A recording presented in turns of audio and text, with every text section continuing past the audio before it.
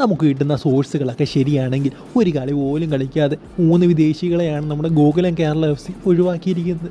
അതായത് അവർ ഈ ഒരു സീസണിന് വേണ്ടി സൈൻ ചെയ്ത 3 താരങ്ങളാണ്. എനിക്കൊന്ന് ജോസെ കൊറിയ, ജോസെ ലൂയിസ്, അതുപോലെ തന്നെ അബ്ദുൽ ലമാൽ എന്ന് പറയുന്നൊരു താരമുണ്ട്. സോ ഇത്രയും പേര് ഈ ഒരു സീസണിന് വേണ്ടി സൈൻ ചെയ്ത 3 വിദേശ താരങ്ങളായിരുന്നു. എനിക്ക് തോന്നുന്നു ഒരാൾ ഉഗാണ്ട, ഒരാൾ ഫ്രാൻസ്, അതുപോലെ തന്നെ ഒരാൾ കൊളംബിയ എന്ന് തോന്നുന്നു.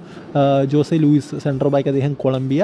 അതുപോലെ തന്നെ അബ്ദുൽ ലമാൽ അദ്ദേഹം ഉഗാണ്ടയാണെന്ന് തോന്നുന്നു. അതുപോലെ തന്നെ ജോസെ കൊറിയ എന്ന് പറയുന്നൊരു താരമാണെന്ന് തോന്നുന്നു, അദ്ദേഹം ഫ്രാൻസ് ആണെന്ന് തോന്നുന്നു. സോ ഈ ഒരു 3 താരങ്ങളെ ഒഴിവാക്കി എന്നാണ് അറിയാൻ സാധിക്കുന്നത്.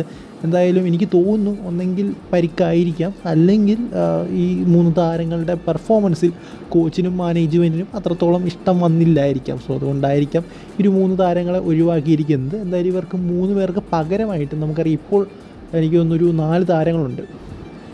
ഓൾറെഡി ഇവർ നേരത്തെ എത്തിച്ച താരങ്ങളെന്ന് പറയുന്നത് ടോട്ടലി 6 പേരുണ്ടായിരുന്നു, 6 വിദേശികളുണ്ടായിരുന്നു. സോ അതിൽ നിന്ന് 3 പേര് പോയി. ഇവർക്ക് 3 പേർക്ക് പകരമായിട്ട്, അതായത് ഒരാൾക്ക് പകരമായിട്ട് ഒരാളെ കൊണ്ടുവന്നിട്ടുണ്ട്, ഒരു സ്ട്രൈക്കറിനെ കൊണ്ടുവന്നിട്ടുണ്ട്, ആഡംന നിയാനെ എന്ന് പറയുന്ന ഒരു മാലി താരത്തെ കൊണ്ടുവന്നിട്ടുണ്ട്. ഇനി 2 പേര് കൂടി വരാനുണ്ട്. ഒന്നൊരു സെൻറ്റർ ബാക്ക് ആയിരിക്കും, അത് രണ്ടൊക്കെ ഉറപ്പാണ്. മറ്റൊന്നൊരു എനിക്ക് തോന്നുന്നൊരു സെൻട്രൽ ഫോർവേഡ് ആയിരിക്കുമെന്നാണ് എനിക്ക് തോന്നുന്നത്. ആ ഒരു ഫോർവേഡിൻ്റെ ആ ഒരു ഇത് വെച്ച് നോക്കുമ്പോൾ എൻ്റെ ഒരു അഭിപ്രായം എന്ന് പറയുന്നത് ഒരു ഡിഫൻസീവ് മിഡ്ഫീൽഡറിനെ കൊണ്ടുവരുന്നതായിരിക്കും നല്ലത് എന്നാണ് എനിക്ക് തോന്നിയ കാര്യങ്ങൾ. കാരണം മറ്റ് താരങ്ങൾ, ഇപ്പോൾ അബലേഡോ എന്ന് പറയുന്നൊരു താരം സെൻട്രൽ ഫോർവേഡ് കളിക്കാൻ പറ്റിയ താരമാണ്. ഇപ്പോൾ ഈ മാലി താരവും സെൻട്രൽ ഫോർവേഡ് കളിക്കാൻ പറ്റിയൊരു താരമാണ്. പിന്നെ നോക്കുകയാണെങ്കിൽ മാർട്ടിൻ ചാവസ് ഉണ്ട്. അതുപോലെ തന്നെ മറ്റൊരു എനിക്ക് തോന്നുന്നു അലക്സ് എന്നോ അങ്ങനെ പറയുന്ന ഒരു മിഡ്ഫീൽഡറോട് അവർക്കുണ്ട്.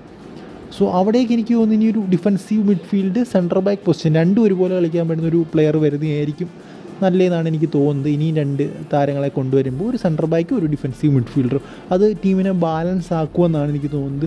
സോ എന്തായാലും ഇപ്പോൾ 3 വിദേശികളെ ഒഴിവാക്കിയിരിക്കുകയാണ് എന്ന തരത്തിലുള്ള വാർത്തയാണ്. അത് റൂമർ പോലെയാണ്, സത്യമാണോ എന്നറിയില്ല.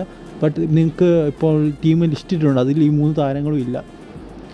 സോ അറിയാൻ സാധിക്കുന്ന ഒഴിവാക്കിയെന്ന് തന്നെയാണ്.